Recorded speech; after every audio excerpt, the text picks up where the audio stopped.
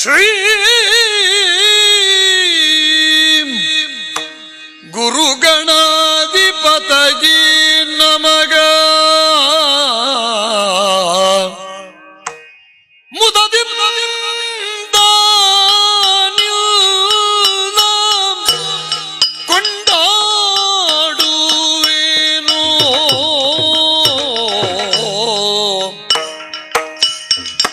ಓ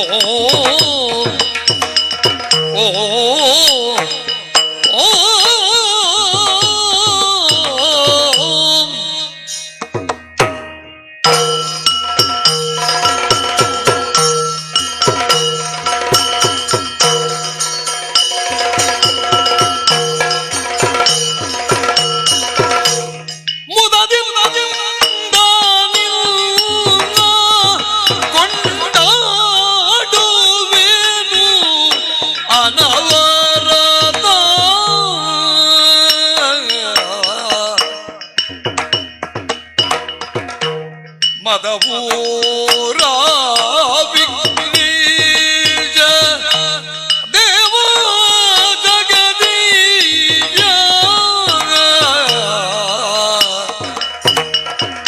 ಮೊದದಿಂದ ತರಗಿಡ ತಗದಿಬಿ ತರಗಿಡ ತರಗಿಡ ತೈ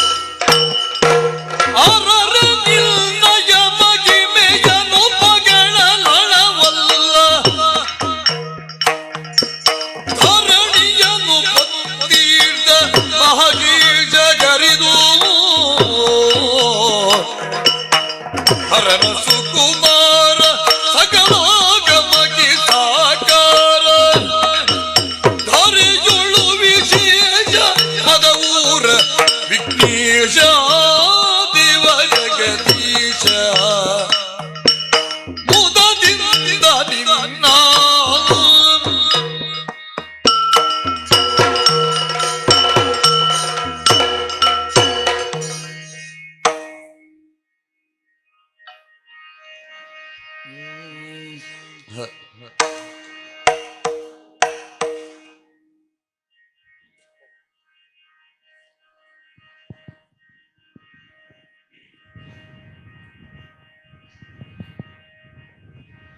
ಇಂದು ನಾವು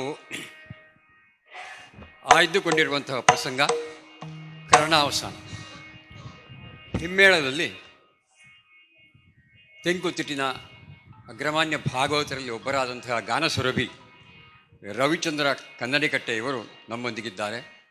ಮುಖ್ಯವಾಗಿ ಗಣಪತಿ ಭಟ್ ಪದ್ಯಾಣ ಇವರ ಪಟ್ಟ ಶಿಷ್ಯ. ಇತ್ತೀಚೆಗೆ ಚುಕ್ಕಾಡಿಯಲ್ಲಿ ತಾಳಮದ್ದಲೆ ಆದಾಗ ಮಂಗಳ ಪದದಲ್ಲಿ ರಾಗಮಾಲಿಕೆಯಿಂದ ಅದನ್ನು ಹಾಡಿದ್ದನ್ನು ರವಿಚಂದ್ರರೇ ನಾವೆಲ್ಲ ನೆನಪಿಟ್ಟುಕೊಂಡಿದ್ದೇವೆ. ಬೆಳೆಯುತ್ತಾ ಹೋಗ್ತಿರುವಂತಹ ಭಾಗವತರು ನೀವು. ಜೊತೆಗೆ ಗಣಪತಿ ಭಾಗವತರಲ್ಲಿ ಇದ್ದಂಥ ಇನ್ನೊಂದು ಗುಣ ಅಹಮಿಕೆ ಇಲ್ಲ, ಅತ್ಯಂತ ಸೌಜನ್ಯಶೀಲ ನಡೆ. ಇಂದು ನೀವು ಭಾಗವತರಾಗಿ ಕಾರ್ಯಕ್ರಮವನ್ನು ನಡೆಸಿಕೊಡ್ತಾ ಇದ್ದೀರಿ. ನಿಮಗೆ ನಿಮ್ಮೆಲ್ಲರ ಪರವಾಗಿ ಪ್ರೀತಿಯ ಸ್ವಾಗತವನ್ನು ಬಯಸ್ತಾ ಇದ್ದೇನೆ. ನಮ್ಮ ಸಂಘದ ಉಪಾಧ್ಯಕ್ಷರಾಗಿರುವಂತಹ ಗೋಪಾಲಕೃಷ್ಣ ಪದ್ಯಾಣ ಇವರು ಅವರಿಗೆ ಶಾಲನ್ನು ಹೊದಿಸುವುದರ ಮೂಲಕ ಪ್ರೀತಿಪೂರ್ವಕವಾಗಿ ಸ್ವಾಗತಿಸ್ತಾರೆ.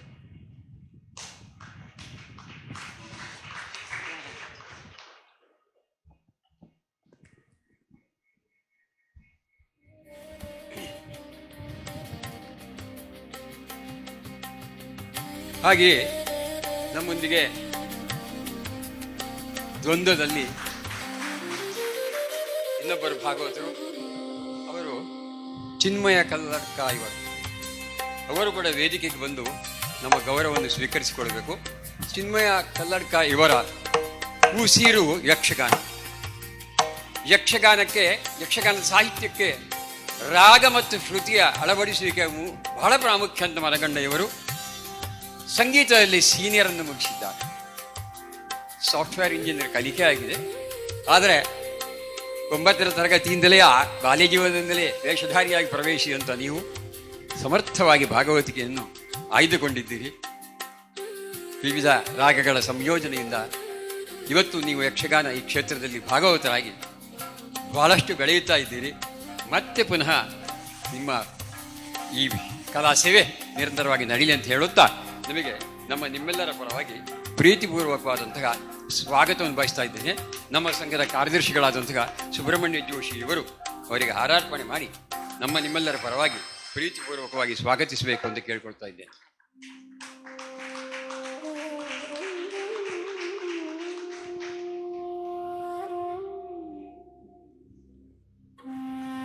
ಹಾಗೆಯೇ ಇವತ್ತು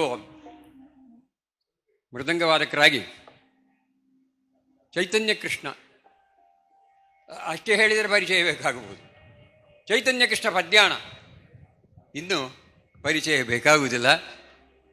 ನೆತ್ತರಿನಲ್ಲಿ ರಕ್ತದಲ್ಲೇ ಈ ಪದ್ಯಾಣ ಮನೆತನ ಯಕ್ಷಗಾನದ ಎಲ್ಲ ವಿಭಾಗಗಳನ್ನು ವ್ಯಾಪಿಸಿಕೊಂಡವರು ಎಂಬುದು ಸತ್ಯ. ಅವರು ನಮ್ಮ ಮನೆಯವರು.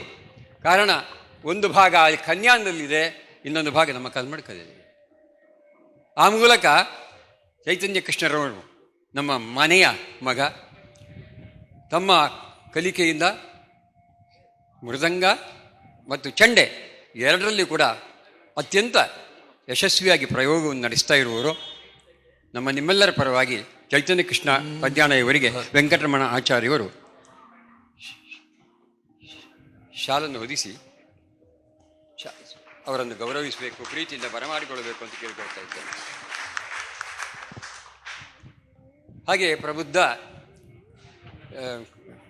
ಕಲಾವಿದ ಶ್ರೀಧರ್ ವಿಟ್ಲ, ತುಂಬ ವರ್ಷಗಳ ಅನುಭವ ಇದೆ. ಹನುಮಗಿರಿ ಮೇಳದಲ್ಲಿ ನೀವೆಲ್ಲ ಇರುವವರು. ಶ್ರೀಧರ್ ವಿಟ್ಲನ್ನು ಹಲವಾರು ಕಾರ್ಯಕ್ರಮ ನಾವು ಕಂಡಿದ್ದೇವೆ. ಎಲ್ಲ ಭಾಗವತರೊಂದಿಗೆ ಇದ್ದು ನಿಮಗೆ ಈ ಮೃದಂಗ ಚಂಡೆ ನುಡಿಸಿದಂಥ ಅನುಭವ ಇದೆ. ನಿಮ್ಮನ್ನು ಕೂಡ ನಮ್ಮ ಸಂಘದ ಪರವಾಗಿ ಅತ್ಯಂತ ಪ್ರೀತಿಯಿಂದ ಸ್ವಾಗತಿಸ್ತಾ ಇದ್ದೇವೆ. ದಯವಿಟ್ಟು ಈ ಕೆಲಸವನ್ನು ನಮ್ಮ ಸಂಘದ ಸದಸ್ಯರಾಗಿರುವಂತಹ ನಾರಾಯಣ ಹೊಳೆಕೆರೆಯವರು ಪೂರೈಸಿಕೊಡಬೇಕು ಅಂತ ಕೇಳಿಕೊಳ್ತಾ ಇದ್ದೇನೆ. ಸಂಘದ ಸದಸ್ಯರಾದಂತಹ ನಾರಾಯಣ ಹೊಳೆಕೆರೆ, ಪ್ಲೀಸ್ ಕಮ್.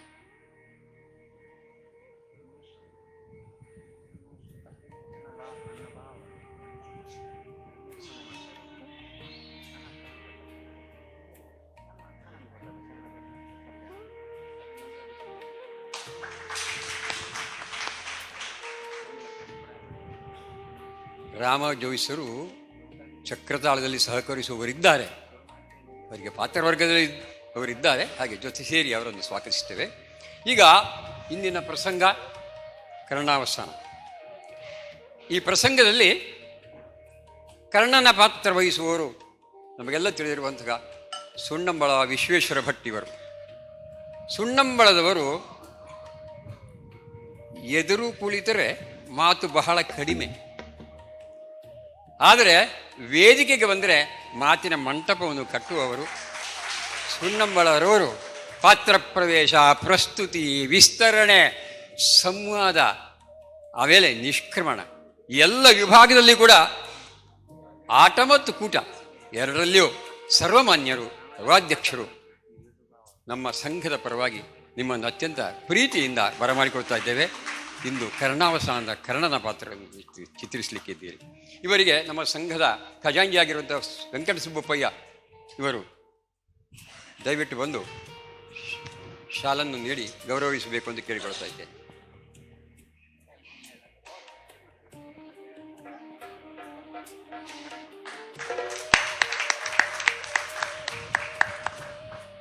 ರಾಧಾಕೃಷ್ಣ ಕಲ್ಚಾರ್ ಇವರು ನಮ್ಮ ಊರಿನವರು.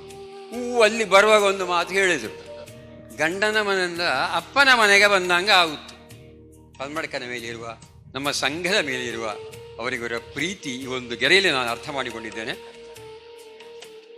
ರಾಧಾಕೃಷ್ಣ ಕಲ್ಚಾರ್ ಇವರು ಶುದ್ಧ ಕನ್ನಡ ಭಾಷೆಯನ್ನು ಬಳಸಿಕೊಂಡು ಅರ್ಥಧಾರಿಯಾಗಿ ಉತ್ತರ ನಮ್ಮ ಈ ಭಾಗ ಎರಡೂ ಭಾಗಗಳಲ್ಲಿ ಕೂಡ ಗುರುತಿಸಲ್ಪಟ್ಟವರು.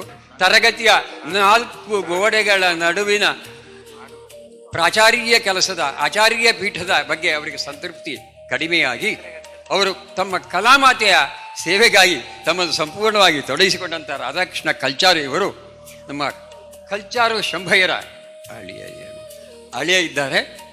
ಜೊತೆಗೆ ಎಲ್ಲ ಪಾತ್ರಗಳನ್ನು ನಿರ್ವಹಿಸಬಲ್ಲವರು, ಒಳ್ಳೆ ಗಟ್ಟಿಯಾಗಿದ್ದಾರೆ. ಸಂವಾದಕ್ಕೂ ಸಿದ್ಧ, ತರ್ಕಕ್ಕೂ ಸಿದ್ಧ, ಯಾವುದಕ್ಕೂ ಸಿದ್ಧರಾಗಿರುವಂಥ ರಾಧಾಕೃಷ್ಣ ಕಲ್ಚಾರ್ ಅವರು ನಮ್ಮವರು. ನಮ್ಮ ಕಲಾ ಸಂಘದ ನೆಲೆಯಲ್ಲಿ ನಿಮ್ಮನ್ನು ಅತ್ಯಂತ ಪ್ರೀತಿಯಿಂದ ಸ್ವಾಗತಿಸ್ತಾ ಇದ್ದೇವೆ. ಸಂಘದ ಸಹಕಾರ್ಯದರ್ಶಿ ಆಗಿರುವಂತಹ ಗಣೇಶ್ ಕೆರ್ಕೋಡಿ ಇವರು ಶಾಲನ್ನು ಅರ್ಪಿಸಿ ಗೌರವಿಸಬೇಕು ಅಂತ ಕೇಳ್ಕೊಳ್ತಾ ಇದ್ದಾರೆ. ಕುತೂಹಲ ಇರುವುದು ಇಲ್ಲಿ. ಪವನ್ ಕಿರಣಕೆರೆ ಅಂತ ಒಂದು ಇವರು ಕಲ್ಮಡಕಕ್ಕೆ ನನ್ನ ಲೆಕ್ಕದಲ್ಲಿ ಪ್ರಥಮ ಬಾರಿ ಬರ್ತಾ ಇದ್ದಾರೆ. ಪವನ್ ಕಿರಣಕೆರೆಯವರು ಪ್ರೊಫೆಸರರು, ವೃತ್ತಿಯಲ್ಲಿ ಉಪನ್ಯಾಸಕರು, ಬನ್ನಿ ಸರ್, ಆಮೇಲೆ ಪ್ರವಚನಕಾರರು, ಪ್ರಸಂಗಕರ್ತರು, ಬಡಗುತಿಟ್ಟಿನ 7-8 ಪ್ರಸಂಗಗಳು ಹಿಟ್ಟಾಗಲಿಕ್ಕೆ ನೀವು ಕಾರಣರು ಅಂತ ನಾವು ತಿಳ್ಕೊಂಡಿದ್ದೇವೆ. ರಂಗದಲ್ಲಿ ಅರ್ಥಗಾರಿಕೆ ಮೂಲಕ, ಸಂವಾದದ ಮೂಲಕ ಸಂಚಾರವನ್ನು ಮೂಡಿಸುವವರು. ಇತ್ತೀಚೆಗೆ ಜಾಲತಾಣಗಳಲ್ಲಿ ಕೃಷ್ಣನಾಗಿ ಭಾರೀ ಪ್ರಸಿದ್ಧಿ ಪಡೆದವರು ಅಂತ ನಮಗೆ ಗೊತ್ತಿದೆ. ಅದರಿಂದ ಪವನ್ರವರೇ, ಎಲ್ಲರದ್ದು ನಿಮ್ಮ ಕಡೆಗೆ ಲಕ್ಷ್ಯ ಉಂಟು. ಆದ್ದರಿಂದ ನಮ್ಮ ಕಲಾ ಸಂಘದ ಮೂಲಕ ಮೊದಲ ಬಾರಿಗೆ ಬಂದಿದ್ದೀರಿ. ಇವರು ಕೃಷ್ಣನ ಪಾತ್ರದಲ್ಲಿ, ರಾಧಾಕೃಷ್ಣ ಕಲ್ಚಾರ್ ಅವರು ಶಲ್ಯನ ಪಾತ್ರದಲ್ಲಿ ಕಾಣಲಿದ್ದಾರೆ. ಇವರು ಕೃಷ್ಣನ ಪಾತ್ರದಲ್ಲಿ ಇವತ್ತಿನ ಕಾರ್ಯಕ್ರಮವನ್ನು ನಡೆಸಿ ಕೊಡ್ತಾ ಇದ್ದಾರೆ. ನಿಮಗೆ ನಿಮ್ಮೆಲ್ಲರ ಪ್ರೀತಿಪೂರ್ವಕವಾದ ಸ್ವಾಗತವನ್ನು ವಹಿಸ್ತಾ ಇದ್ದೇವೆ. ಇವರಿಗೆ ನಮ್ಮ ಸಂಘದ ಕಾರ್ಯದರ್ಶಿಯಾಗಿರುವಂತಹ ಸುಬ್ರಹ್ಮಣ್ಯ ಜೋಶಿ ಇವರು ಹಾರಾರ್ಪಣೆ ಮಾಡಿ ಪ್ರೀತಿಪೂರ್ವಕವಾಗಿ ಸ್ವಾಗತಿಸ್ತಾರೆ.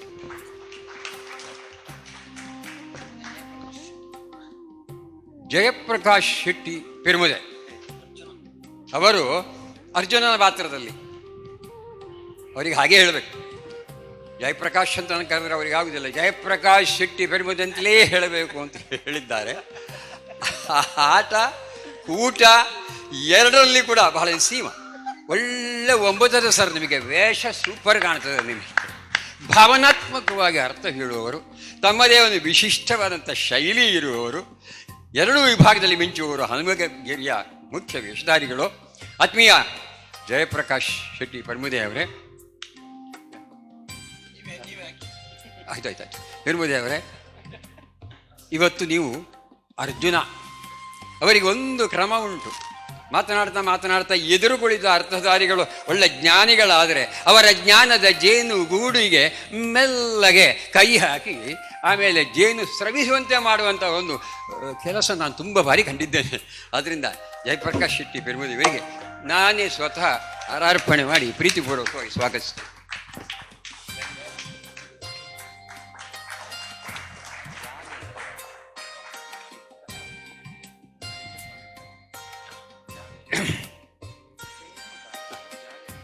ರಾಮ ಜೋಯಿಸ ಬೆಳ್ಳಾರೆ, ನನಗೆ ರಾಮ, ಇವರು ಉತ್ತಮ ಸಂಘಟಕ. ಎಲ್ಲ ಕಲಾವಿದರನ್ನು ಅತ್ಯಂತ ಹತ್ತಿರದಿಂದ ಪರಿಚಯ ಇರುವವರು. ವೃತ್ತಿಯಲ್ಲಿ KEBಯಲ್ಲಿ ಕೆಲಸ ಅವರಿಗೆ. ಯಾರೊಂದಿಗೂ ಅರ್ಥ ಹೇಳುವಂತಹ ಒಂದು ನಿರ್ಭೀತಿ ಅವರಲ್ಲಿ ಸಣ್ಣ ವಯಸ್ಸಿನಲ್ಲಿ ಇರುವುದರಿಂದ ಈ ಎತ್ತರಕ್ಕೆ ಅವರು ಬೆಳೆದಿದ್ದಾರೆ. ಯಾವ ಪಾತ್ರ ಕೊಟ್ಟರು ಅವರು ಮಾಡ್ತಾರೆ. ಸ್ವಲ್ಪ ದೇರಾಜ ಶೈಲಿ, ನಾನು ಹೇಳುವುದಿದೆ, ದೇರಾಜವರ ಅರ್ಥ ಕೇಳಿದ್ದೆ. ಚೂಟುಕಿನಲ್ಲಿ ಹೆಚ್ಚು ಅರ್ಥವನ್ನು ಕೊಡುವ ಪಂಚಿಂಗ್ ಲೈನ್ಗಳನ್ನು ಉಪಯೋಗಿಸಿ ಗಲಿಬಿಲಿಗೊಳಿಸುವಂಥ ತಂತ್ರಗಾರಿಕೆ ಉಂಟು. ಆದರೂ ತಾಳಮದ್ದಲೆಯ ಒಟ್ಟು ಅಂದಕ್ಕೆ ಅವರು ಫ್ಯೂಸು ಇದ್ದ ಹಾಗೆ ಬೆಳಕನ್ನು ಚೆಲ್ಲುವವರು. ಇವತ್ತು ಅಶ್ವಸೇನನಾಗಿ ಸ್ವಲ್ಪ ಹಾಸ್ಯ ಕೂಡ ನಾವೆಲ್ಲ ಬಯಸುವವರು. ನೀವು ಬಂದ ಗುಳ್ಳೆ ಅದನ್ನು ಮಿಶ್ರಿತವಾಗಿ ಅಶ್ವಸೇನ ಪಾತ್ರವನ್ನು ನಡೆಸಿಕೊಡಬೇಕು ಅಂತ ನಿಮ್ಮಲ್ಲಿ ನಾನು ಅತ್ಯಂತ ವಿನಮ್ರವಾಗಿ ಕೇಳ್ಕೊಳ್ತಾ ಇದ್ದೇನೆ. ನಮ್ಮ ಪ್ರೀತಿಯ ಹಾರವನ್ನು ವೆಂಕಟರಮಣ ಆಚಾರ್ಯವರು ಹಾಕುವುದರ ಮೂಲಕ ಅವರನ್ನು ಗೌರವಿಸಬೇಕು ಅಂತ ಕೇಳ್ಕೊಳ್ತೇನೆ. ಚಕ್ರ ತಾಳದಲ್ಲಿ ಕೂಡ ಅವರು ನಮ್ಮೊಂದಿಗೆ ಸಹಕರಿಸುವವರಿದ್ದಾರೆ. ಆತ್ಮೀಯ ಕಲಾಸಕ್ತರೇ ಮತ್ತೆಲ್ಲ ಕಲಾವಿದರೇ, ಇವತ್ತಿನ ಪ್ರಸಂಗ ಕರ್ಣಾವಸಾನ. ಮಹಾಭಾರತದ ಬಹಳ ಪ್ರಾಮುಖ್ಯವಾದಂಥ ಒಂದು ಭಾಗ ಇದು, ಆಯ್ದ ಭಾಗ. ಈ ಕರ್ಣಾವಸಾನ ಪ್ರಸಂಗ ಇನ್ನು ಪ್ರಾರಂಭಗೊಂಡ್ರೆ ಎಲ್ಲ ಕಲಾವಿದರು ಕೂಡ ಜೊತೆ ಸೇರಿಕೊಂಡು ಈ ತಾಳಮದ್ದಲೆಯ ಒಟ್ಟು ಅಂದಕ್ಕೆ ಅವರು ಕಾರಣರಾಗ್ತಾರೆ ಅಂತ ನನಗೆ ವಿಶ್ವಾಸ ಇದೆ. ಅರ್ಜುನನ ಪಂಥ ಪರಾಕ್ರಮ ಪೌರುಷ, ಶ್ರೀಕೃಷ್ಣನ ಸಮನ್ವಯಗಾರಿಕೆ ಹಾಗೂ ತಂತ್ರಗಾರಿಕೆ, ಎಡೆಯಲ್ಲಿ ಶಲ್ಯನ ಕರ್ಣನ ಕಾಲೆಳೆಯುವಿಕೆ, ಅಶ್ವಸೇನನ ದ್ವೇಷದ ಪ್ರದರ್ಶನ,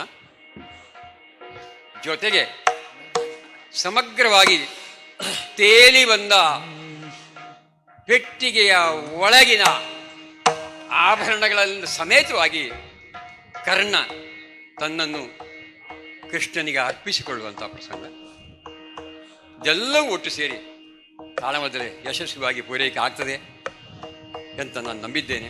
ಎಲ್ಲ ಕಲಾವಿದರಲ್ಲಿ ಕೇಳ್ತಾ ಇದ್ದೇನೆ. ಬಂದಿರುವಂತಹ ಎಲ್ಲ ಕಲಾಸಕ್ತರು, ಅವರಿಗೆ ತುಂಬ ಪ್ರೌಢರಿದ್ದಾರೆ. ಅವರ ಮೊಬೈಲೆಲ್ಲ ಅದು ಸೈಲೆಂಟಲ್ಲಿ ಇರ್ತದೆ, ನಾನು ಹೇಳಬೇಕು ಅಂತಲೇ ಇಲ್ಲ. ಆಚೆ ಈಚೆ ಹೋಗುವವರಲ್ಲ, ಮೈಯೆಲ್ಲ ಕಿವಿಯಾಗಿ ತಾಳಮದ್ದಲೆ ಕೊನೆವರೆಗೂ ಅವರು ನಮ್ಮೊಂದಿಗೆ ಅವರು ಇರುತ್ತಾರೆ. ಕರ್ಣಾವಸಾನ ಕರ್ಣ ರಸಾಯನವಾಗಲಿ ಎಂದು ಕೇಳಿಕೊಳ್ಳುತ್ತಾ ಕಾರ್ಯಕ್ರಮವನ್ನು ರಂಗಾಧ್ಯಕ್ಷರಾದಂತಹ ಭಾಗವತರಿಗೆ ಬಿಟ್ಟುಕೊಡ್ತಾ ಇದ್ದೇನೆ.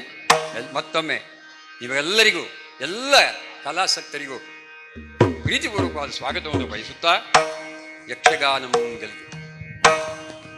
ಅಂಬುರುಹದಳನೇ ಶ್ರೀ ದುರ್ಗಾಂಬಿಕೆಯ ಬಲಗೊಂಡು ಭಕ್ತಿಯುಳ್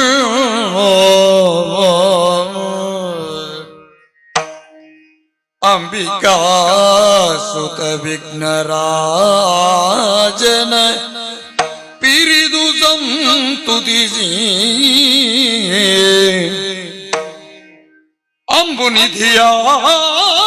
ಅಂಬುನಿಧಿಯಾತ್ಮಜೆಗೆ ಕೈ ಮುಗಿದಂಬುಜಾಸನ ವಾಣಿಯರ ಪಾದಾಂಬುಜೆಗೆ ಪಡಮಡುದ ವರ್ಣಿಪೆ ನೀ ಕಥಾಮೃತವ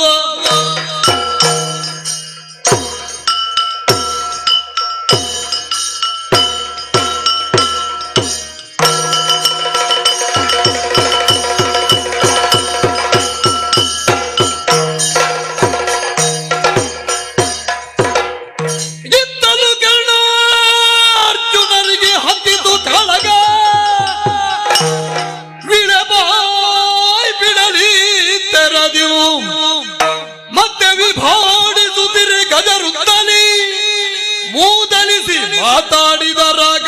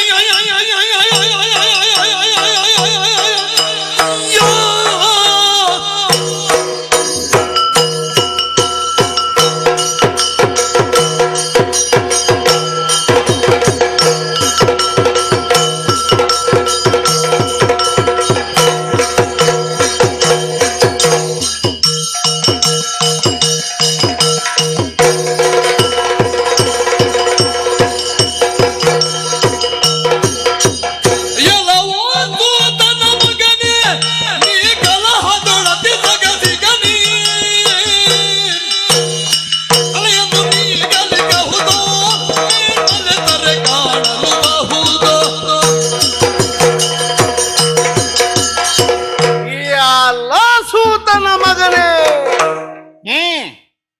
ಪ್ರಪಂಚದಲ್ಲಿ ಒಂದು ತ್ರಿಕೋಣಾತ್ಮಕವಾಗಿರುವಂತಹ ಸನ್ನಿವೇಶ ನಿನ್ನದು.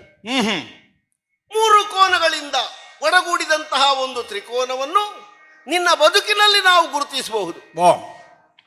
ಶಬ್ದಗಳಲ್ಲಿಯೂ 3 ಅರ್ಥಗಳನ್ನು ಹೊಂದುವವ ನೀನು. ಒಂದು ಪ್ರಶ್ನೆ, ಒಂದು ಉತ್ತರ, ಒಂದು ಸಂಶಯ. ಎಲ್ಲವೋ ಸೂತನ ಮಗನೇ, ಮಗನೇ ಹೌದು ಅಂತ ಕೆಲವರೆಲ್ಲ ಹೇಳಿದರು. ಕೆಲವರಿಗೆಲ್ಲ ಸಂಶಯ, ಕೆಲವರಿಗೆಲ್ಲ ಉತ್ತರ. ಹೀಗೆ ಸಂಶಯ ಉತ್ತರ ಪ್ರಶ್ನೆಯಾಗಿ ನಿಲ್ಲಬಲ್ಲಂತಹ ಒಂದು ರೂಪಕಲ್ಪನೆಯನ್ನು ಪ್ರಪಂಚ ನಿನ್ನಲ್ಲಿ ಕಂಡಿತು. ಯಾವುದು ಅಂತ ಇಷ್ಟರವರೆಗೆ ಯಾರಿಗೂ ಒಂದು ನಿರ್ಧಾರ ಮಾಡುವುದಕ್ಕೆ ಸಾಧ್ಯ ಇಲ್ಲದೆ ಇರುವ ವ್ಯಕ್ತಿತ್ವ ಅಂತ ಹೇಳಲೋ, ಅಲ್ಲ ನಿನ್ನ ಜೀವನ ಅಂತ ಹೇಳಲೋ, ಅಲ್ಲ ನಿನ್ನ ಬದುಕಿನ ಬರ್ಬರತೆ ಅಂತ ಹೇಳಲೋ, ಅಲ್ಲ ನಿನ್ನ ಬದುಕಿನ ಜೀವನದ ಎಂಥದ್ದು ಅಂತಲೇ ಹೇಳಲಿಕ್ಕೆ ಬರುವುದಿಲ್ಲ, ಅಷ್ಟೇ ಆಗಿದೆ. ಈ ಕೆಲವು ಸಲ ಜಾಗ ಇದ್ದ ಜಾಗದಲ್ಲಿ ಬರೀಲಿಕ್ಕೆ ಬರ್ತದೆ, ಚೆನ್ನಾಗಿ ಬರೆದದ್ದನ್ನು ಓದಲಿಕ್ಕೆ ಬರ್ತದೆ, ಒಟ್ಟು ಗೀಚಿದ್ದನ್ನು ಓದಲಿಕ್ಕೂ ಆಗುವುದಿಲ್ಲ, ಬರೀಲಿಕ್ಕೂ ಜಾಗ ಇಲ್ಲ, ಎಂಥದ್ದು ಮಾಡುದು, ಮತ್ತೆ ಕಡ್ಲೆಕಾಯಿ ಕಟ್ಟಿ ಕೊಡ್ಬೇಕಷ್ಟೇ, ಮತ್ತೆ ಅಂಥದ್ದೆಲ್ಲ ಬರೀತಿದ್ದೆ. ನಾನು ಯಾಕೆ ಹೇಳ್ತಾ ಇದ್ದೇನೆ, ನಿನ್ನನ್ನು ಚೆನ್ನಾಗಿ ಬಲ್ಲೆ ನಾನು. ನನ್ನನ್ನು ಸುಮ್ಮನೆ ವಿರೋಧಿಸಿ ನಿಂತವ ನೀನು, ಕಾರಣವೇ ಇಲ್ಲ, ನನಗೆ ಗೊತ್ತಿಲ್ಲ ಕಾರಣ. ಗುರುಮಠದಲ್ಲಿ ವಿದ್ಯಾಭ್ಯಾಸ ಮಾಡುತ್ತಿರುವಂತಹ ಹೊತ್ತು ಪ್ರದರ್ಶನ ರಂಗದಲ್ಲಿ ನಮ್ಮ ಗುರುಗಳು ಅಷ್ಟು ಮಂದಿಗಳಲ್ಲಿ ನಾನು ಅದ್ವಿತೀಯನಿದ್ದೇನೆ ಅಂತ ಹೆಸರು ಕೊಡುವಾಗ ನಿನಗೆ ಹೊಟ್ಟೆ ನೋವು ಪ್ರಾರಂಭ ಆಗಿದೆ. ನನ್ನ ವಿಧಿ ಅಂತ ಹೇಳೋ, ನಿನ್ನ ತುರಿಕೆ ಅಂತ ಹೇಳೋ, ನಿನಗೆ ಬೇರೆ ಯಾರು ಸಿಕ್ಕದೆ ನನ್ನ ಮೇಲೆ ಬಿದ್ದೆ ಅಂತ ಹೇಳೋ, ಎಂಥದ್ದು ಅಂತ ಗೊತ್ತಿಲ್ಲ. ಒಟ್ಟಿನಲ್ಲಿ ನನ್ನನ್ನು ವಿರೋಧಿಸಿ ನಿಲ್ಲಬೇಕು. ಪಾರ್ಥನಾವ ಪರಿಯಲ್ಲಿ ತೋರಿದನೋ ಆ ಪರಿಯಲ್ಲಿ ನಾ ತೋರ್ತೇನೆ ಅಂತ ಹೇಳಿದೆ. ನಿನಗೆ ಸ್ಪರ್ಧೆ ಕೊಟ್ಟವರು ಯಾರು, ಅಥವಾ ನಾನೊಬ್ಬ ಸ್ಪರ್ಧೆಗೆ ಆದೀತು ಅಂತ ಹೇಳಿದ್ಯಾರು, ನನ್ನಲ್ಲೇ ನಿನಗೆ ಸ್ಪರ್ಧೆಯಾಗಬೇಕು ಎನ್ನುವಂತಹ ಒಂದು ವಿಚಿತ್ರ ವಿಕಟವಾಗಿರುವಂತಹ ಕಲ್ಪನೆ ಯಾಕೆ ಮೂಡಿತೋ ನನಗೇ ಗೊತ್ತಿಲ್ಲ. ಹಾಗಾದ್ರೆ ನಿನಗೆ ಕದನದ ಹೆಚ್ಚೋ ಕದನದ ಕಿಚ್ಚೋ ಇದನ್ನು ಆಲೋಚನೆ ಮಾಡಿದ್ರು ನಮಗೆಲ್ಲಿಯೂ ಕಾಣೋದಿಲ್ಲ ಸರಿಯಾಗಿ. ಕೆಲವು ಸಲ ಹೌದಾ, ನಾವಿಲ್ಲದ ಹೊತ್ತಿನಲ್ಲಿ ನೀನು ಸ್ವರ್ಣಾಧ್ವರ ಇತ್ಯಾದಿಗಳಲ್ಲೆಲ್ಲ ಮಾಡಿದ್ದುಂಟು. ಅದರಲ್ಲಿ ನೀನು ಸ್ವಲ್ಪ ವಿಜಿಗೀಷು ಪ್ರವೃತ್ತಿಯನ್ನು ತೋರಿಸಿದ್ದಿ ಅಂತ ಎಣಿಸೋಣವಾ. ಕೆಲವು ಕಡೆಯಲ್ಲಿ ಪಲಾಯನ ಮಾಡಿದ್ದಿ. ಯಾರು ನಿನ್ನನ್ನು ಆಪ್ತವಾಗಿ ನಂಬಿದ್ರೋ, ನಿನ್ನ ಜೀವದ ಜೊತೆಯಲ್ಲಿ ಜೀವವನ್ನು ಬೆಸೆದು ಬೆರೆದು ಕುಳಿತರು, ಅಂತವರು ಪ್ರಾಣ ಸಂಕಟಕ್ಕೆ ಒಳಗಾಗುವಾಗಲೂ ನೀನು ಜೀವ ಕೊಡದೆ ಓಡಿದವ ಜೀವಗಳನ್ನಾಗಿ. ಅಲ್ಲಿ ಒಂದು ಇದಮಿತ್ತಂ ಕಲಹದಲ್ಲಿ ಸಾಹಸಿಗ ಎನ್ನುವಲ್ಲಿಯೂ ಪ್ರಶ್ನೆಯೋ ಉತ್ತರವೋ ಸಂಶಯವೇ ಕಾಣುವುದು. ತಲೆಯನ್ನು ನೀಗಲಿಕಹುದೋ. ಕೆಲವು ಸಲ ಬದುಕಬೇಕಲ್ಲ, ಬದುಕಬೇಕು ಅಂತ ಇದ್ರೆ ಹೀಗೆಲ್ಲ ಮಾಡಬೇಕಲ್ಲ, ಹೀಗೆಲ್ಲ ಮಾಡದೇ ಇದ್ರೆ ಬದುಕಿಲ್ವಲ್ಲ ಅಂತ ಕೆಲವು ಸಲ ಎಣಿಸಿಕೊಳ್ಳುವುದುಂಟು. ಅದು ಒಂದು ಅರ್ಥದಲ್ಲಿ ಸರಿ ಅಂತ ಕಾಣ್ತದೆ ನಿನ್ನ ಬದುಕಿನಲ್ಲಿ ನೀ ಮಾಡುತ್ತಿರುವುದು. ನನ್ನನ್ನು ವಿರೋಧಿಸಿ ನಿಲ್ಲದೆ ಇದ್ದರೆ ನಿನಗೆ ಬದುಕೇ ಇಲ್ಲ. ಯಾಕಂದ್ರೆ ನನ್ನ ವಿರೋಧವೇ ಕಾರಣವಾಗಿ ಒಂದು ಬದುಕು ರೂಪಿತವಾಯಿತೋ ಎನ್ನುವ ಹಾಗೆ ನಮ್ಮನ್ನು ದ್ವೇಷಿಸುತ್ತಿರುವ ಕೌರವನಲ್ಲಿ ನಿನಗೊಂದು ಜೀವನ ಎನ್ನುವುದು ಸಿಕ್ಕಿತು. ಒಂದರ್ಥದಲ್ಲಿ ನಿನ್ನ ಬದುಕಿನಲ್ಲಿ ನಾನು ಮಹದಾನಿ ಅಂತ. ನಿನ್ನ ಬದುಕಿನ ಪೋಷಣೆ, ನಿನ್ನ ಜೀವದ ರಕ್ಷಣೆ, ನಿನ್ನ ದೇಹದ ಬೆಳವಣಿಗೆ ಎಲ್ಲ ನಮ್ಮ ಕೊಡುಗೆ ಅಂತ ಹೇಳಿದ್ರೆ ಹೆಚ್ಚಾಗ್ಲಿಕ್ಕಿಲ್ಲ. ನನಗೆ ಪ್ರತಿಸ್ಪರ್ಧಿಯಾಗಿ ನಿಟ್ಟದ್ದೇ ನಿನ್ನ ಜೀವನಕ್ಕೆ ಒಂದು ಕಾರಣ ಅಂತ ನಮಗೆ ಬಿಂಬಿತ ಆಗುತ್ತದೆ. ಯಾಕಂದ್ರೆ ಕೌರವ ಕರೆದ, ನಿನಗೆ ಅಂಗರಾಜ್ಯವನ್ನು ಕೊಟ್ಟ, ನಿನ್ನನ್ನು ಮಾನಿಸಿದ. ಆಗ ನೀನು ಎರಡು ವಿಷಯವನ್ನು ಕೇಳಿದ್ದುಂಟು. ಒಂದು ನನ್ನೊಳಗಿನ ಸ್ಪರ್ಧೆ, ಮತ್ತೊಂದು ಕೌರವನಲ್ಲಿ ಆತ್ಮೀಯವಾಗಿರುವಂತಹ ಮಿತ್ರತ್ವ. ಕೇಳಿದ್ದು ಮಾತ್ರ, ಕೇಳಿದ್ದ ಹಾಗೆ ಉಂಟು, ಏನು ಪ್ರಯೋಜನ ಇಲ್ಲ. ಕೆಲವರೆಲ್ಲ ಕೈಯಲ್ಲಿ ಹಿಡ್ಕೊಂಡಿರ್ತಾರೆ, ಎಂಥದಕ್ಕೆ? ಎದುರ್ನವ್ರು ಎಣಿಸ್ಬೇಕು, ಅವರು ಬಾರಿಸ್ತಾರೆ, ಹೊಡಿತಾರೆ ಅಂತ. ಇವರು ಹಿಡ್ಕೊಳ್ಳುವುದು ಮಾತ್ರ, ಯಾವ ಪ್ರಯೋಜನವಿಲ್ಲ. ಹಾಗೆ ನಿನ್ನ ಪ್ರತಿಜ್ಞೆ, ಭಾಷೆಯೋ ಎಂಥದ್ದೋ, ಕೇಳಿಕೆಯೋ ಹೇಳಿಕೆಯೋ ಯಾವುದೋ, ನನ್ನೊಳಗೆ ಒಂದು ತೆರನಾಗಿರುವಂತಹ ದ್ವಂದ್ವವನ್ನು ಅಥವಾ ವಿರೋಧವನ್ನು ಅಥವಾ ಒಂದು ರೀತಿಯ ವೈರವನ್ನು ಎಲ್ಲಿಯೂ ಸಾಧಿಸಿ ನೀನು ಗೆದ್ದದ್ದು ಅಂತ ಇಲ್ಲ. ಆಗಾಗ ನೆನಪಾಗುವಾಗೆಲ್ಲ ಬರ್ತಿ, ಎಲ್ಲಿಯೂ ಗೆದ್ದದ್ದಿಲ್ಲ. ಒಂದು ಪ್ರಕರಣ ಹೇಳು, ನಾನಿದ್ದ ಕ್ಷೇತ್ರದಲ್ಲಿ ನೀನು ಒಂದು ಮೇಲ್ಗೈ ಇಂತಾದದ್ದು ಎತ್ತುಗಡೆ ಆದದ್ದು ಉಂಟ ಕೇಳು, ಎಲ್ಲಿಯೂ ಇಲ್ಲ. ಹಾಗಾದ್ರೆ ಕೌರವನಿಗಾದ್ರೂ ನಿಷ್ಠೆಯಲ್ಲಿ ನೀನಿರ್ತೀಯಾ? ಕೆಲವು ಪ್ರಸಂಗದಲ್ಲಿ ಕೌರವನ ಜೀವ ಹೋಗ್ಲಿಕ್ಕೆ ಆಗುವಾಗ ನೀನಿಲ್ಲ. ಒಟ್ಟು ಕಲಸು ಮೇಲೋಗರ, ಯಾವುದು ಪ್ರಯೋಜನ ಇಲ್ಲ. ತಂಬಿಗೆ ಹಿಡ್ಕೊಂಡು ಹಟ್ಟಿಗೆ ಹೋದ್ರೆ ನೀನು ವೃಷಭ, ನೇಗಿಲು ಹಿಡ್ಕೊಂಡು ನಿನ್ನನ್ನು ಹುಳುವುದಕ್ಕೆ ಗದ್ದೆಯಲ್ಲಿ ಕಟ್ಟಿದ್ರೆ ನೀನು ದನ. ಯಾವುದಕ್ಕೂ ಪ್ರಯೋಜನ ಇಲ್ಲ. ಒಟ್ಟಿನಲ್ಲಿ ಬಾಯಿ ಬಡುಕತನ ಎನ್ನುವುದು ನಿನ್ನ ಜೀವನದಲ್ಲಿ ಹಾಸುಹೊಕ್ಕಾಗಿ ಹೋಗಿದೆ. ಆಗ ನಮಗೊಂದು ಉತ್ತರ ಸಿಗ್ತದೆ. ನೀನು ಸೂತ. ಈ ಸೂತರಿಗೊಂದು ಕ್ರಮ ಉಂಟು. ಎಂತದ್ದು? ಹೆಗ್ಗಳಿಕೆ, ಕೊಚ್ಚಿಕೊಳ್ಳುವುದು, ಬಾಯಿ ಮೇಲು ಮಾಡುವುದು, ತನ್ನ ಒಟ್ಟು ಹೊಗಳುವುದು. ಹೊಗಳಿಕೆ ಎನ್ನುವುದೇ ಸೂತರಿಗಿರುವಂತಹ ದೊಡ್ಡ ವಿಷಯ ಅಂತ ನಮಗೆ ಕಾಣ್ತದೆ. ಹಾಗಾಗಿ ಕೌರವನನ್ನು ಹೊಗಳಿ ಹೊಗಳಿ ಕೆಲವರೆಲ್ಲ ಹೊಗಳುವುದೇ ಹೊಟ್ಟೆ ತುಂಬಿಸಲಿಕ್ಕೆ. ನಿನ್ನೆ ಒಂದು ನೀವು ಮಾಡಿದ್ದೀರಿ ಪದಾರ್ಥ ಅಂದ್ರೆ ಇವತ್ತು ಒಳ್ಳೇದಾಗಿದೆ ಪಾಪ ಸ್ವಲ್ಪ ತಿನ್ನಿ. ಈ ಕೆಲವರಿಗೆಲ್ಲ ಹೊಗಳಿಕೆ ಬಂದ್ರೆ ಅದನ್ನು ತಮ್ಮ ಲಾಭಾಂಶವಾಗಿ ಸ್ವೀಕರಿಸುವುದಕ್ಕೊಂದು ಬದುಕು ಅಂತಾಗಿ ಹೋಗ್ತದೆ. ಹಾಗೆ ನೀನು ಬದುಕಿದ್ದು ಬಿಟ್ರೆ ಬೇರೆ ಏನಾದರೂ ನೀನು ಸಾಧನೆ ಮಾಡಿದ್ದುಂಟೋ ಎಲ್ಲಿಯೂ ಕಾಣುವುದಿಲ್ಲ. ಇಲ್ಲದೆ ಇದ್ರೆ ನಿನಗೆ ಯಾಕೆ ಬೇಕಿದು? ಕೌರವ ಪಾಂಡವರ ದ್ವೇಷ ನೀನು ಎಂಥದಿಲ್ಲಿ ಲೆಕ್ಕಕ್ಕಿಲ್ಲದೆ ಇರುವವ. ನಿನ್ನನ್ನು ಲೆಕ್ಕಕ್ಕೆ ಯಾರೆಲ್ಲ ತೆಕ್ಕೊಂಡಿದ್ದಾರೆ ಅವರೆಲ್ಲ ಲೆಕ್ಕದಲ್ಲಿ ಸೋಲುವುದು ಅಂತಲೇ ಲೆಕ್ಕ. ಆದ್ರೆ ಇವತ್ತೊಂದು ತೀರ್ಮಾನ ಮಾಡಿದ್ದೇನೆ ನಾನು, ಅಣ್ಣ ಧರ್ಮರಾಯನಲ್ಲಿ ಹೇಳಿಯೇ ಬಂದದ್ದು. ಏನೆಂದು? ಇವತ್ತು ಕರ್ಣನನ್ನು ಸಂಜೆಯ ಒಳಗೆ ನಿರ್ನಾಮ ಮಾಡ್ತೇನೆ.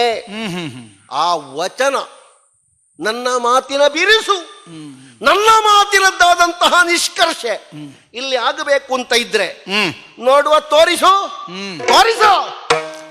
ಹೆಗ್ಗಳಿಕೆ ಯಾವನಿಗೂ ಮಾತಾಡ್ಲಿಕ್ಕೆ ಬರ್ತದೆ.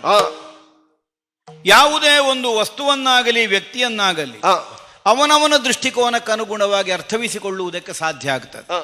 ಇಲ್ಲದೆ ಇದ್ರೆ ದೃಷ್ಟಿಯಂತೆ ಸೃಷ್ಟಿ ಅನ್ನುವಂತಹ ವಾಕ್ಯಕ್ಕೆ ಔಚಿತ್ಯ ಇಲ್ಲದೆ ಆಗುತ್ತಿತ್ತು. ಖಂಡಿತ. ಲೋಕೋ ಭಿನ್ನ ರುಚಿ, ಒಬ್ಬೊಬ್ಬನ ಅಭಿರುಚಿ ಬೇರೆ ಬೇರೆ ಇರ್ತದೆ. ಅದಕ್ಕನುಗುಣವಾಗಿ ತನ್ನ ಬದುಕನ್ನು ಆಯ್ಕೆ ಮಾಡಿಕೊಳ್ಳುವಂತಹ ಸ್ವಾತಂತ್ರ್ಯವು ಅವನಿಗಿರ್ತದೆ. ಇಲ್ಲದೆ ಇದ್ರೆ ಕೇವಲ ಹುಟ್ಟಿನಿಂದಲೇ ಜಾತಿ ನಿರ್ಣಯ ಆಗುವುದು ಅಂತಾದರೆ ಪ್ರಪಂಚದ ವ್ಯವಸ್ಥೆ ಹೀಗಿರ್ತಿರ್ಲಿಲ್ಲ, ಬೇರೆ ಬೇರೆ ಆಗುತ್ತಿತ್ತು. ಇಂದೀಗ ಹಾಗೇನು ಇಲ್ಲ. ಬ್ರಾಹ್ಮಣರ ಮಕ್ಕಳು ಬ್ರಾಹ್ಮಣರೇ ಆಗಿಲ್ಲ, ಕ್ಷತ್ರಿಯರ ಮಕ್ಕಳು ಕ್ಷತ್ರಿಯರಾಗಿಯೂ ಇಲ್ಲ, ವೈಶ್ಯರ ಮಕ್ಕಳು ಮಾತ್ರ ವೈಶ್ಯರಾಗಿ ಇರುವುದಲ್ಲ. ಇದಕ್ಕೆ ಸ್ಪಷ್ಟವಾದಂತಹ ಉದಾಹರಣೆಯನ್ನು ಹಸ್ತಿನಾವತಿಯಲ್ಲೇ ನಾವು ಕಾಣ್ತಾ ಇದ್ದೇವೆ. ಹಾಗಿದ್ರೆ ಪ್ರತಿಯೊಬ್ಬನಿಗೂ ಅವನವನ ಬದುಕಿನ ಅಭಿರುಚಿಗೆ ಅನುಗುಣವಾಗಿ ತನ್ನ ಜೀವನವನ್ನು ತನ್ನ ಬದುಕಿನ ಗತಿಯನ್ನು ಆಯ್ಕೆ ಮಾಡಿಕೊಳ್ಳುವಂತಹ ಸ್ವಾತಂತ್ರ್ಯವನ್ನು ನಮಗೆ ಅಲ್ಲಗಳೆಯುವುದಕ್ಕಾಗೋದಿಲ್ಲ. ಕೇವಲ ಸೂತನ ಪುತ್ರನಾಗಿ ಈ ಲೋಕದಲ್ಲಿ ನಾನು ಕಾಣಿಸಿಕೊಳ್ತಾ ಇದ್ದೇನೆ, ಕರೆಯಿಸಿಕೊಳ್ತಾ ಇದ್ದೇನೆ ಅಲ್ವಾ? ಸಾಮಾನ್ಯ ಬುದ್ಧಿ ಇದ್ದವನಿಗೆಲ್ಲ ಗೊತ್ತಾಗ್ತದೆ ಸೂತನ ಮಗ ಅಲ್ಲ ನಾನು ಅಂತ. ಹಾಗೆ ನಾನು ಆಕ್ಷೇಪಿಸಿದ್ದಲ್ಲ ಅದನ್ನು. ಸೂತನ ಮಗ ಅಂತ ಕರೆಸಿಕೊಳ್ಳುವಲ್ಲಿ ನನಗೆ ಅಭಿಮಾನ ಉಂಟು. ಯಾಕೆಂದ್ರೆ ನನಗೆ ತಾಯಿತನದ ಪಿತೃತ್ವದ ಪ್ರೀತಿಯನ್ನು ಮಹಾಪುರದಂತೆ ಹರಿಯಗೊಟ್ಟು ನನ್ನನ್ನು ಬೆಳೆಸಿದವರು ಅಧಿರಥ ರಾಧೆಯರು. ಅವರ ಪ್ರೀತಿಯನ್ನು ನಾನು ಯಾವ ಕ್ಷಣಕ್ಕೂ ಅಲ್ಲಗಳೆಯುವುದಕ್ಕಿಲ್ಲ, ಅದು ಸಹಜವೇ. ಆದರೆ ಅಲ್ಲಿ ನಾನು ಸಾಕಲ್ಪಟ್ಟಿದ್ದೇನೆ ಈ ವಿಚಾರವನ್ನು ತಿಳಿಯದೇ ಇದ್ದವ ಪಾರ್ಥನು ಅಲ್ಲವಲ್ಲ, ಅಥವಾ ಪಾಂಡವರು ಅಲ್ಲವಲ್ಲ, ಲೋಕದಲ್ಲಿ ಅನೇಕರು ಅಲ್ಲವಲ್ಲ. ಎಲ್ಲರಿಗೂ ಗೊತ್ತಿದೆ ಗಂಗಾ ನದಿಯಲ್ಲಿ ತೇಲ ಬಂದಂತಹ ಶಿಶುವನ್ನು ಅಧಿರಥ ತಂದು ಪುತ್ರವತ್ ಭಾವದಿಂದ ಸಂರಕ್ಷಿಸಿಕೊಂಡು ಬಂದ. ಹಾಗಿದ್ರೆ ಹುಟ್ಟು ನನ್ನದಿಲ್ಲಿಯಲ್ಲ ಅಂತ ಗೊತ್ತಿದೆ. ಈಗ ಕರ್ಮ ಕರ್ತವ್ಯ ಅನ್ನುವುದು ನಿರ್ಣಯವಾಗುವುದು ಯಾವುದರಿಂದ? ಬೆಳೆದದ್ದು ಎಲ್ಲಿ ಅನ್ನುವುದರಿಂದಲೋ, ಹುಟ್ಟಿದ್ದು ಎಲ್ಲಿ ಅನ್ನುವುದರಿಂದಲೋ. ಇದನ್ನೇ ನಾವು ಯೋಚಿಸಿದರು. ಈಗ ಕಾಗೆಯ ಗೂಡಿನಲ್ಲೇ ಹೋಗಿ ಕೋಗಿಲೆ ಮೊಟ್ಟೆ ಇಡುತ್ತದೆ. ಕಾಗೆಯ ಕಾವನ್ನಿತ್ತದು ಮರಿಯಾಗುತ್ತದೆ. ಎಳವೆಯಲ್ಲಿ ಕಾಗೆಯೊಂದಿಗೆ ಅದು ಬೆಳೆಯುತ್ತದೆ. ಆದ್ರೆ ಅದು ಕೋಗಿಲೆ ಅಂತ ಗೊತ್ತಾಗುವುದು ಯಾವಾಗ? ವಸಂತ ಕಾಲ ಬರುವಾಗ ರಾಗದಲ್ಲಿ ಗೊತ್ತಾಗ್ತದೆ ಅಲ್ವಾ? ಬಣ್ಣ ಕಪ್ಪಾದ್ರೂ ಕೋಗಿಲೆ ಬೇರೆ ಕಾಗೆ ಬೇರೆ. ಈಗ ಬೆಳೆದದ್ದು ಎಲ್ಲಿ ಅನ್ನುವಂತಹ ನಿರ್ಣಯದಿಂದಲೇ, ಆ ಸಹವಾಸದಿಂದಲೇ ಅವರದ್ದಾದಂತಹ ಸ್ವಭಾವ ನಿರ್ಣಯ ಆಗುವುದಾದ್ರೆ ಕಾಗೆಯ ಮರಿಯಾದ್ರೂ ಕೋಗಿಲೆಯ ಮರಿಯಾದ್ರೂ ಕಾಗೆಯ ಗೂಡಿನಲ್ಲಿ ಬೆಳೆದ ಮೇಲೆ ಕಾಗೆಯೇ ಆಗಬೇಕಿತ್ತಲ್ಲ. ಆದ್ರೆ ಒಂದುಂಟು, ಇದ್ದದ್ದು ಜೀವಮಾನದಲ್ಲಿ ನಿನ್ನ ಹುಟ್ಟು ಹೇಗೆ ಎನ್ನುವುದು ಇಷ್ಟರವರೆಗೆ ನಿಗೂಢವಾಗಿ ಉಂಟು ಎನ್ನುವುದನ್ನು ನಾನು ಇರ್ಲಿ. ಆದರೆ ಸೂತಪಾಲಿತ ಪುತ್ರನಾಗಿ ಬೆಳೆದದ್ದರಿಂದ, ನಿನ್ನ ಬದುಕನ್ನು ಅದಕ್ಕೆ ಒಪ್ಪಿಸಿಕೊಂಡದ್ದರಿಂದ ಜೀವನದಲ್ಲಿ ನಿನಗೆ ಕೆಲವು ಸಿಕ್ಕುವುದೆಲ್ಲ ವಂಚಿಸಲ್ಪಟ್ಟದ್ದು ಹೌದಲ್ಲ? ಇಲ್ಲಪ್ಪ, ಮತ್ತೆ ಹೇಳಿದೀಗ ವಂಚಿಸಲ್ಪಟ್ಟಿದೆ ಅಂತ. ಈಗ ನಮ್ಮ ಗುರು ಮಟ್ಟದಲ್ಲಿ ಎಳವೆಯಲ್ಲಿ ನೀನಿದ್ದವ, ನಿನಗೆ ಯಾಕೆ ಮಂತ್ರಾಸ್ತ್ರ ಪ್ರಯೋಗ ಮಾಡುವುದಕ್ಕೆ ನಿರಾಕರಣೆ ಬಂತು? ಈಗ ಬಂದ್ರೆ ಏನಾಯ್ತು? ಅಲ್ಲ, ಯಾಕೆ ಆಗ್ಲಿಲ್ಲ? ಯಾಕೆ ಬಂದ್ರೆ ಏನಾಯ್ತು? ಈಗ ಏನಾಯ್ತು? ಈಗ ಅದನ್ನು ನನ್ನ ಬದುಕಿನ ಸೋಲು ಅಂತ ಸುಮ್ಮಗೆ ಕುಳಿತು ಮುಖಕ್ಕೆ ಮುಸುಕಾಕೆ ಮಲಗಿದ ನನ್ನ ಅದಲ್ಲ ವಿಷಯ. ಅದಿರುವುದು ಪ್ರಧಾನ. ಒಂದು ಕಡೆಯಲ್ಲಾದ್ರೂ ನೀನು ನಿರಾಕರಿಸಲ್ಪಡುವುದಕ್ಕೆ ಇಲ್ಲ, ನೀನು ಒಪ್ಪಿಕೊಂಡ, ನಿನ್ನನ್ನು ಸಾಕಿದವರು ಕಾರಣರಾದ್ರಲ್ಲ. ಸಂದರ್ಭೋಚಿತವಾಗಿ ನಿರಾಕರಣೆಗಳು ಸ್ವೀಕಾರಗಳು ಎಲ್ಲರ ಬದುಕಿನಲ್ಲಿಯೂ ಬರ್ತದೆ. ನಿನ್ನ ಬದುಕಿನಲ್ಲಿಯೂ ಬರ್ಲಿಲ್ವ ನಿರಾಕರಣೆ ಸ್ವೀಕಾರ? ಅಲ್ಲ, ಬರ್ಲಿಲ್ವ? ಬಂದಿದೆ. ಅಲ್ಲ, ಒಲಿದು ಬಂದದ್ದನ್ನು ಬೇಡ ಅಂತ ಬಿಟ್ಟು ನಿನಗೂ ಶಾಪ ಬರ್ಲಿಲ್ಲ? ಬಂದಿದೆ. ಹೇಳಿದ್ನ. ಹೌದು. ನೀನು ನಿರಾಕರಿಸಲಿಲ್ಲ. ಅದು ನಮ್ಮ ಜಾತಿಯನ್ನು ಹೊಂದಿಯಲ್ಲ. ಅಲ್ಲಲ್ಲ, ಇರ್ಲಿ, ಗುಣ ಸ್ವಭಾವಗಳಿಗೆ ಅನುಗುಣವಾಗಿ. ಇಲ್ಲಿಯೂ ಜಾತಿಯನ್ನು ಆಗ ಅವರು ನಿರ್ಣಯಿಸಿದ್ದು ಹೇಗೆ, ಹುಟ್ಟಿನಿಂದ ಹೇಗೆ ಅನ್ನುವುದರ ಹಿನ್ನೆಲೆಯಿಂದಲ್ಲ. ನಾನು ಅದನ್ನೇ ಹೇಳೋದು. ಕೇವಲ ಎಲ್ಲಿ ಬೆಳೆದಿದ್ದೇನೆ ಅನ್ನುವುದರ ಹಿನ್ನೆಲೆಯಿಂದ ನನ್ನ ಜಾತಿಯನ್ನು ನಿರ್ಣಯಿಸಿದರು. ದ್ರೋಣರು ನಿರಾಕರಿಸಿದ್ದರಲ್ಲಿ ನನಗೆ ದ್ರೋಣರ ಕುರಿತು ಯಾವ ಆಕ್ಷೇಪವೂ ಇಲ್ಲ. ಅವರಿಗೆ ಯಾವುದೋ ಒಂದು ಪ್ರತಿಬಂಧಕ ಉಂಟು. ಒಂದು ಪರಿಧಿಯನ್ನು ದಾಟಿ ಆಚೆಗೆ ಹೋಗದೇ ಇದ್ದಂತಹ ಒಂದು ಸ್ಥಿತಿಯನ್ನು ಅವರು ಒಪ್ಪಿಕೊಂಡಿದ್ದಾರೆ. ಹಸ್ತಿನಾವತಿ ಅರಮನೆಯಲ್ಲಿ ರಾಜಗುರುಗಳಾಗಿ ಅರಮನೆಯ ಹಂಗಿನಲ್ಲಿ ತನ್ನ ವಿದ್ಯೆಯನ್ನು ಉಪದೇಶ ಮಾಡಬೇಕಾದಂತಹ ಕ್ಷಣವನ್ನು ಅವರು ಯಾವಾಗ ಸ್ವೀಕಾರ ಮಾಡಿದ್ರು, ಇಲ್ಲಿಯ ಗೆರೆ ದಾಟಿ ಅವರಿಗೆ ಆಚೆಗೆ ಹೋಗ್ಲಿಕ್ಕೆ ಆಗುವುದಿಲ್ಲ. ಆದ್ದರಿಂದ ಸರಿ, ಅವರು ತಿರಸ್ಕರಿಸಿದ್ದರಿಂದ ನನಗೇನು ನಷ್ಟ ಆಗ್ಲಿಲ್ಲ, ಹಠ ಹೆಚ್ಚಾಯಿತು. ಸಂಪಾದಿಸಲೇಬೇಕು ಅನ್ನುವಂತಹ ಉದ್ದೇಶದಿಂದ ಸಂಪಾದಿಸಿಯೂ ಬಂದಿದ್ದೇನೆ. ಅಷ್ಟು ಸಂಪಾದಿಸದೇ ಇದ್ರೆ ನೀನು ಮಾಡಿದಷ್ಟನ್ನೆಲ್ಲ ಮಾಡ್ಲಿಕ್ಕೆ ಆಗ್ತದೆ? ಇದೇನಾದ್ರೂ ಹಾದಿ ಬದಿಯಲ್ಲಿ ಹೆಕ್ಕಲಿಕ್ಕೆ ಸಿಕ್ಕುವ ವಿದ್ಯೆ ಅಲ್ಲ. ಏನು ದ್ರೋಣ ಹಗಲು ರಾತ್ರಿ ಅನ್ನುವ ಭೇದ ಇಲ್ಲದೆ ಅವಿರತವಾದಂತಹ ಸಾಧನೆಯ ಮೂಲಕವಾಗಿ ನೀನಾ ವಿದ್ಯೆಗಳನ್ನು ಕರಗತ ಮಾಡಿಕೊಂಡಿದ್ಯೋ, ಅಷ್ಟು ವಿದ್ಯೆಗಳನ್ನು ಆವತ್ತಿನ ದಿನ ಪ್ರದರ್ಶನ ರಂಗದಲ್ಲಿ ನಾನು ತೋರಿಸಿಕೊಟ್ಟಿದ್ದೇನಲ್ಲ. ಒಬ್ಬ ಸಾಧಕನಲ್ಲದೆ ಇದ್ದವನಿಗೆ, ಗುರುಪದೇಶ ಇಲ್ಲದೆ ಇದ್ದವನಿಗೆ ಅಷ್ಟು ಸಿದ್ಧವಾಗ್ತದೆ ಅನ್ನುವುದನ್ನು ಒಪ್ಪಿದ್ರೆ ನಿನ್ನ ಸಾಧನೆಯನ್ನೇ ನೀನು ನಿರರ್ಥಕ ಅಂತ ಹೇಳಿದಾಗ್ತದೆ. ಅದೇ ಹೇಳುದು ನಾನು. ಇನ್ನೊಬ್ಬರನ್ನು ಆಕ್ಷೇಪ ಮಾಡುವಾಗ ನಾವು ಕುಳಿತಲ್ಲಿಗೆ ನೀರು ಬಾರದಾಗ ಮೊದಲು ನೋಡಿಕೊಳ್ಬೇಕು. ಅದನ್ನೆಲ್ಲ ಬಿಡದೆ ನೀನು ಒಳ್ಳೇದಾಗ ನಮ್ಮದು ಹಾಗಲ್ಲ. ಇನ್ನೊಬ್ಬರಿಗೆ ನೀರು ಬಾರದೆ ಹಾಗೆ ನೋಡಿ ನಾವು ಮುಳುಗಿದ್ರೂ ತೊಂದರೆ ಇಲ್ಲ ಅಂತ ಹೇಳಿಸೋ ನಾವು ಧರ್ಮರಾಯನ ತಮ್ಮನ. ಬಿಡ ಬಿಡು ಬಿಡು ಸಾಕ್ಯವ ಪಾರ್ಥ. ಬಿಡು ಬಿಡು